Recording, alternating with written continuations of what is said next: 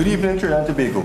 Welcome to another edition of Scoreboard here on ACT, and it's always a pleasure every Tuesday when we come into your homes and we talk sports.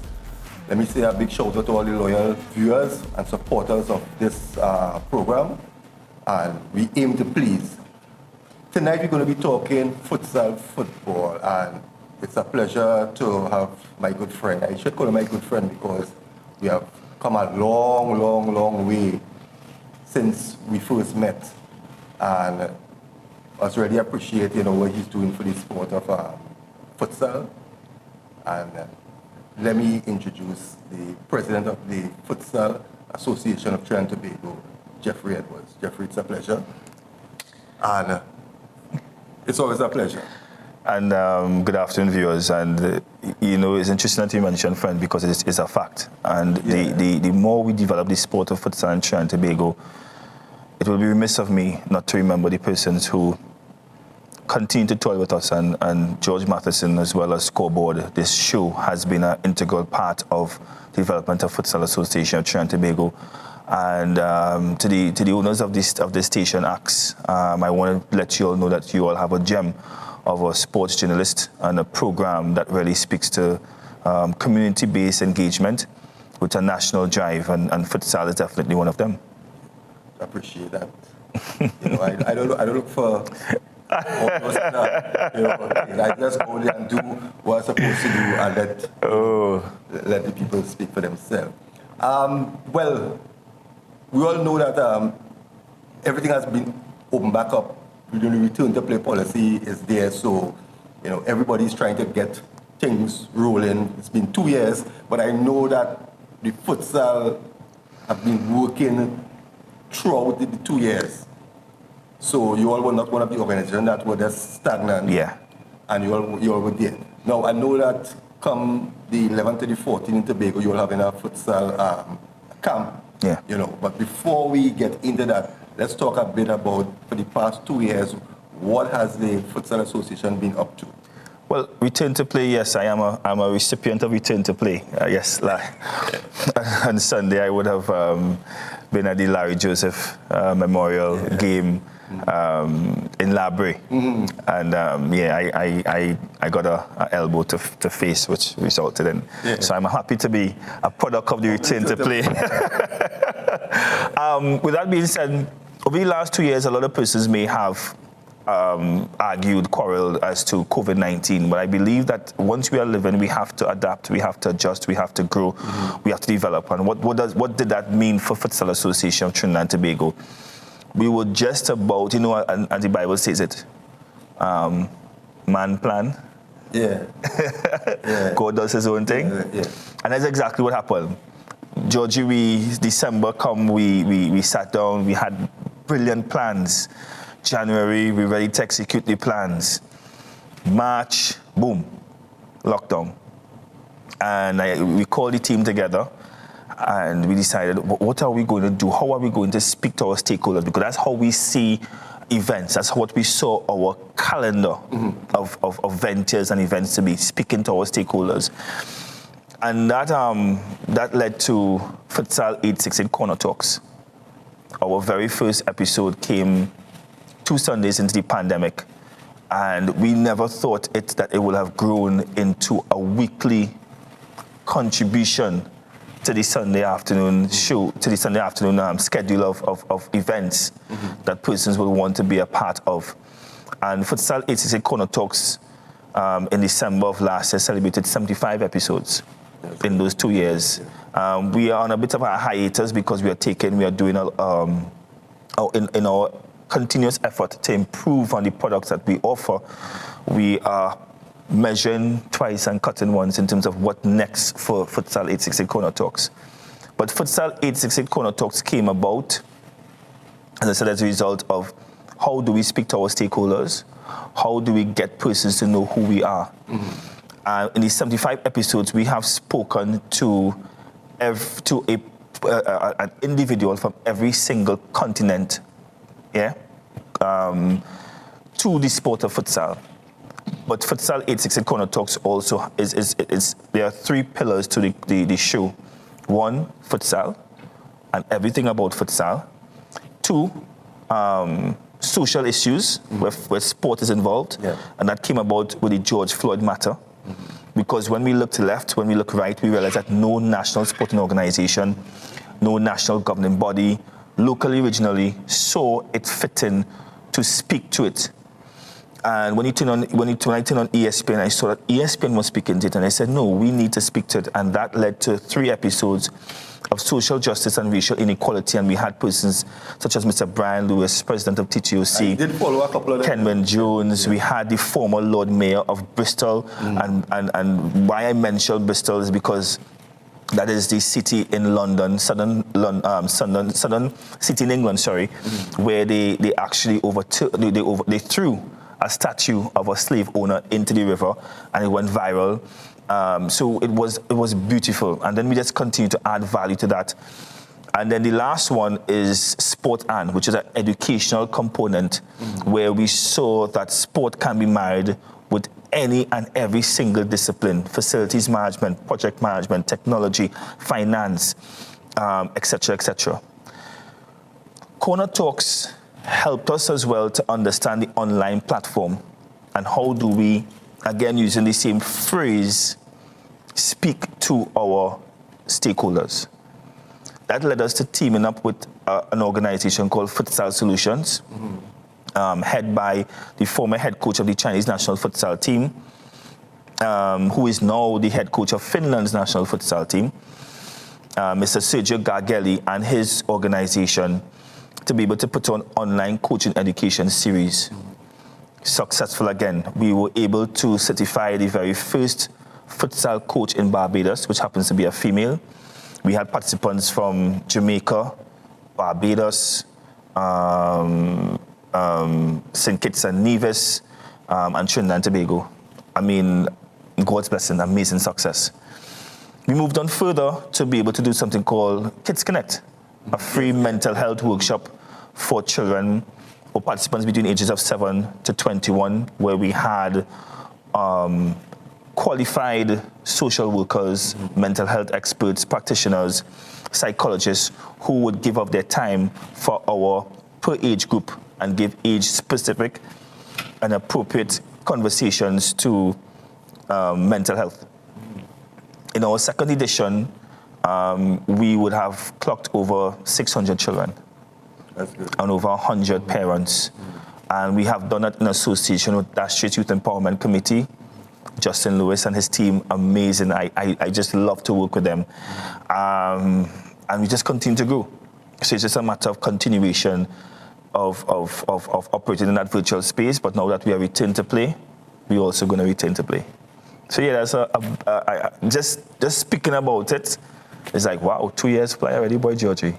I realize that in spite of all the, long time, your grandparents used to always say, in every bad, there is something good that is coming. Yeah. And I think that COVID allowed people to take time out and look and see a different avenue, right? Because had it not been for COVID, all these online projects and these different things that organizations have reached out far and wide to people would not have happened, because we would have been going along on our merry way as how we are accustomed doing things.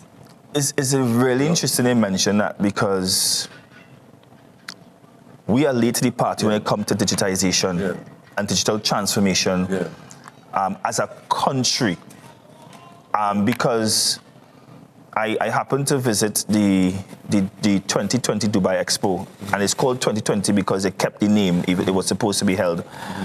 And I visited Estonia's booth, right?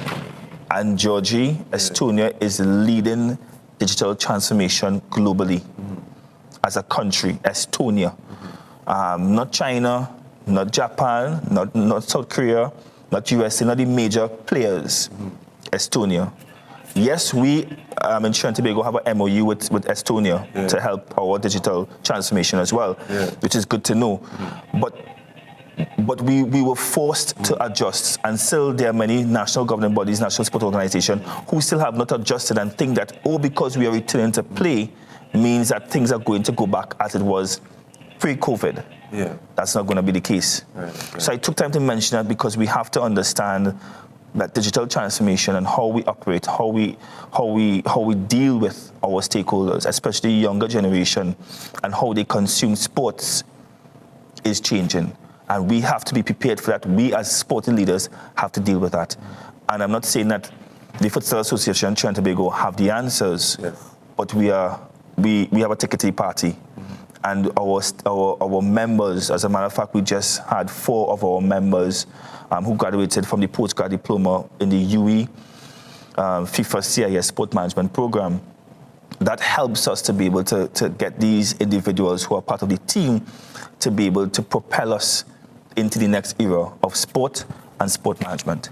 Sounds good. So now that the return to policy has been implemented now, what are the plans going ahead? I know that the futsal team is in a selection basis right now with some training going on. You have the camp coming up in Easter, which we'll talk about.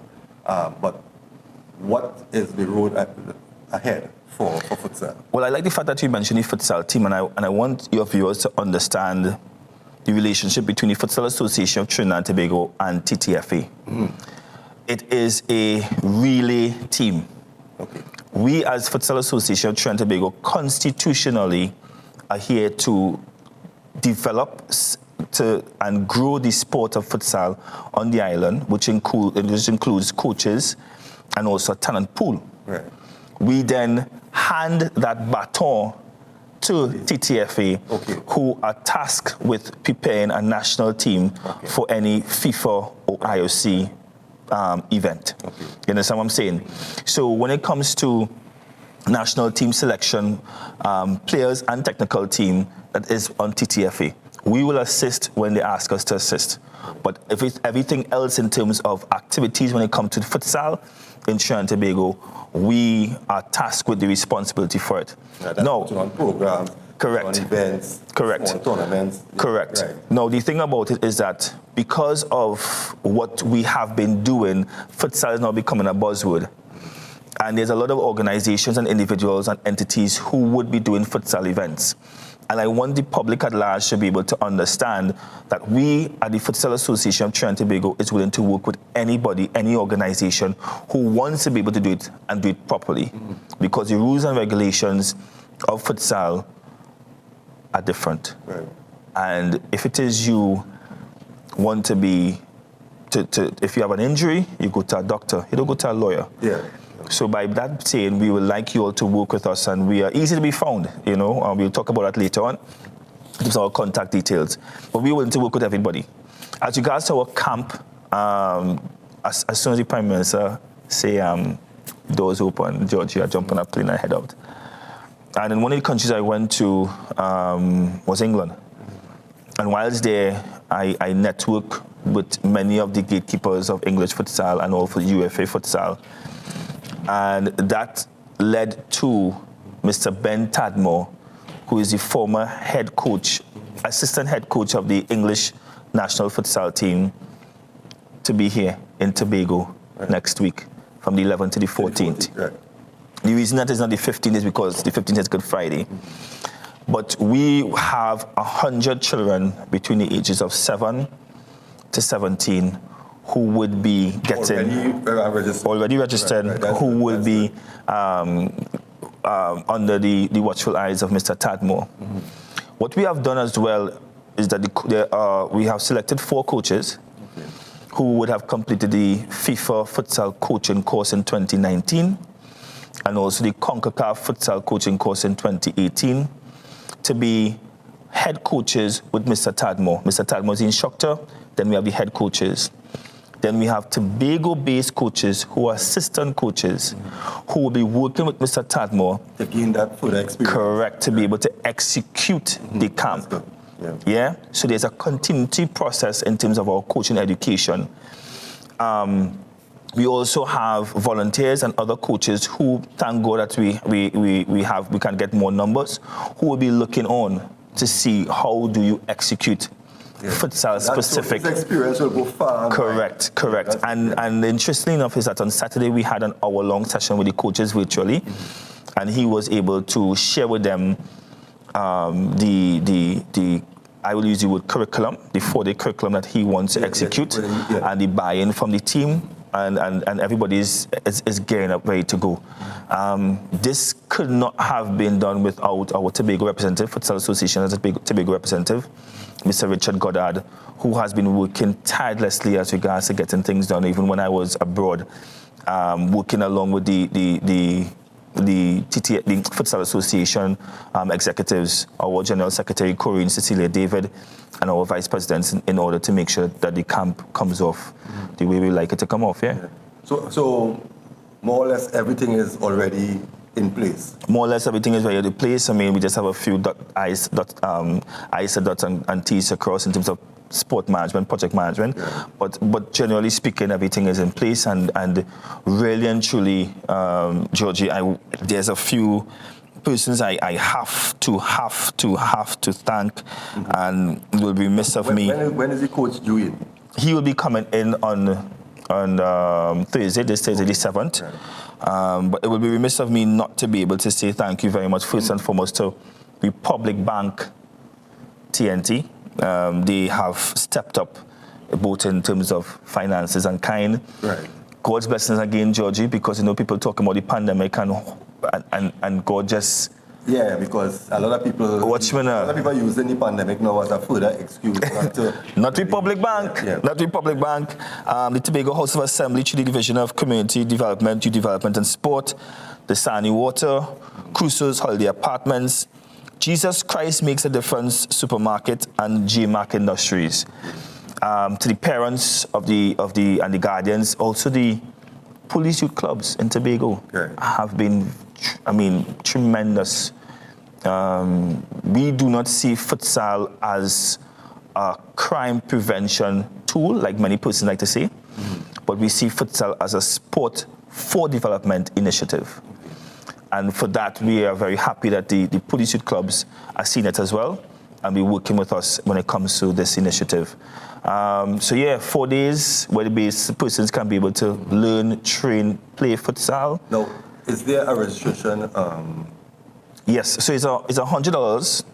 And think about this, Georgie, $100, 4 days, a British coach. Right. Yeah. You understand what I'm saying? What do they get for the 4 days? They get a camp T-shirt, and they get free water throughout the day. Yeah.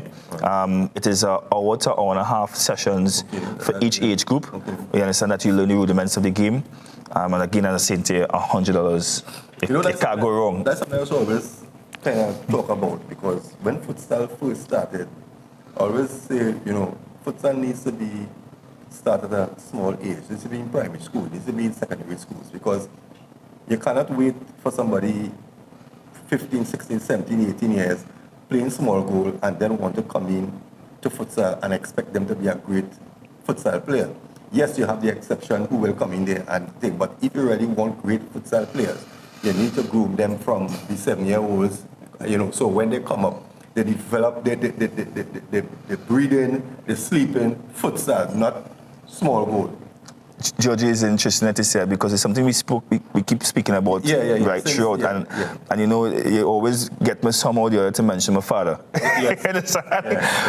And his philosophy as regards to primary schools and getting it to the primary schools level, and that will not change. That's where we go into. But mind you, we have been in the secondary schools with the Let's Play Futsal Caravan, as you know. Yeah. And when schools return, we are going to continue Let's Play Futsal Caravan in secondary schools, and we are going to start the primary school programs as well. So we're definitely looking at the long-term athletic developmental program for our nation's youth. It's very, very important that we do that. There's a lot of things that we have going on, and I would say this publicly. Georgie, you're going to get exclusive here. The Futsal Association of Trinidad and Tobago would be taking a U15 and U17 team to our very first tour to Manchester in December. We have been invited, and we have accepted the invitation by Manchester Futsal Club and Bolton Futsal Club.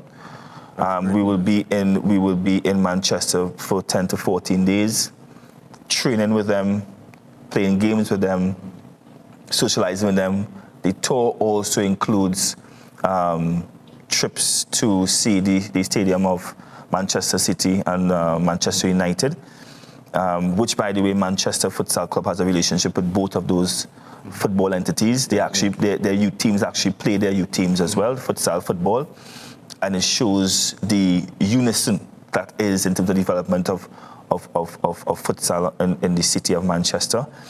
And that is the very first of many to come, because we have agreements globally. And it's not just talk, we do have agreements globally. Well, you really jumped the gun because I was about to ask you, knowing how you operate, right? I was going to ask you, yes, you have this camp, but I know that you have something. The camp is a phase, it's a continuation of our strategic plan. After the camp, as a matter of fact, yes, I jumped to December, but as a matter of fact, in July, we'll be having more camps. Okay. And the camps will be throughout Trinidad and Tobago. Tobago just happens to be the pilot project, but we'll be having more camps throughout Trinidad and Tobago, and we'll be having other international guests who will be joining us. Right. So stay tuned, Trinidad and Tobago, as regards to where the camps will be coming to you. And again, it's children between the ages of 7 to 17. Sorry guys who are 18 and above, but we are focusing on the youths. And again, as I said before, it will be throughout Trinidad and Tobago during the July-August period. That camp basically is where you're going to be scouting for the players actually to head to Manchester? Actually, no, because the camp is a one-off, which gives an opening act for persons to see the rest of the movie unfold. And the rest of the movie would include these children interacting with futsal over a 2-day period weekly, because we are going to have coaching schools, academies, futsal related throughout Trinidad and Tobago. So it's a continuous process. And as I said before, we want to be able to get the best of the best to take them to Manchester, but not forgetting the rest. You understand? There will be continuous programs that we have developed. So you'll be having trials between now and December? And I wouldn't say trials. Okay, so what we'll be doing. What I'm trying to get is the team, the 15 and 17 that go into Manchester. How are you going to? So what we'll be doing is Trinidad and Tobago will be divided into zones, where we'll be having futsal training centers. Okay, right. That's all. In Trinidad and Tobago, so where young people will be able to train at least 2 times per week in these zones. Right. There will be activities, inter-zone activities and intra-zone activities, so that the coaches then will be able to then select a team for the tour to Manchester, whilst the other players will continue in their developmental mood. But that's basically what we'll be doing. And this tour is the first of many, because we intend to tour at least once per year internationally. And we already have 2023 scheduled to be able to execute. What about tournaments? Are we, for the balance of the year, will be able to see maybe in the indoor somewhere about a futsal tournament or something? How? It might sound like I'm being guarded there, Georgie. I know normally I might be a little bit open. And the reason for that is, in terms of Trinidad and Tobago, I'm going to say this openly, is that there are many principals who are not honest in their endeavors. I'm going to say it as is. And there are many individuals who, again, see futsal now as a buzzword, and they just want to seek for their own modus operandi. Yeah, because I'm seeing... you understand what I'm saying? Popping up, yeah. So, but at the same point in time is that, ladies and gents, Futsal 868, we're on Facebook, Instagram, Twitter, YouTube. Futsal 868, the number is 868. And you'll see our entire calendar in terms of, as it rolls out, how you can be involved. But to answer your question directly, yes, we are going to have competitions and tournaments, and Scoreboard will be one of the first to know about it. Right. But I know for a fact that... but you know, that's how we started off anyway. Yes. You know, SW Touring. Yes. SW Touring, we always doing tournaments. I mean, sport event management is part of who we are. You know, so we are not, we have the knowledge and the know-how to be able to do it. Yeah, we have the knowledge. Because I know that things open back up now. Yes, so yes. the Masters is a must. Yes, it's a must. But the thing about the Georgia is that it would be with a difference. Yeah. It's incorporation of technology. And I'm seeing one particular tournament right now who is using that technology. And if persons do recognize it, it's what is called OTT, over the top. Yeah. Use of YouTube to stream your games, etc., etc. Yes. That's what it is. Yeah. You understand what I'm saying? And I must give kudos to the organizers of those events. That's what I tell you. I tell you that COVID was beneficial in certain ways. Yes. It was a pandemic that we really don't want to see again in life. But it has opened the doors for a lot of things to happen, right? That would not have happened before. Yes. You know, so I know we only have about 3 or 4 minutes remaining, but I know, is there anything you want to tell the public, you know? Well, first and foremost, I want to say thank you to my team. You know, I would call my competitions manager random hours and just blurt out ideas. And I laughed at him the other day, and I said, you know, thank you for your patience with me. Because as it comes, you know, I have to let it out. To my entire team, the executive of Futsal Association of Trinidad and Tobago, all of our volunteers, Miss Irene Marquez, Akil Andrews, Richard Goddard, Geofrey, who just graduated from the sports management. I mean, the entire team. We have our entire media team right now, led by Kyron, who is, doing some amazing videos. My entire team, thank you. I have to stop and give them the kudos. Without them, we couldn't be where we are. I know General Secretary, Vice Presidents, hats off to them. You know that the other team that really... hats off to them. If I had to go back, thanks to God. You know, the opportunities has opened up, amazing. I could not have been here without my family. You always,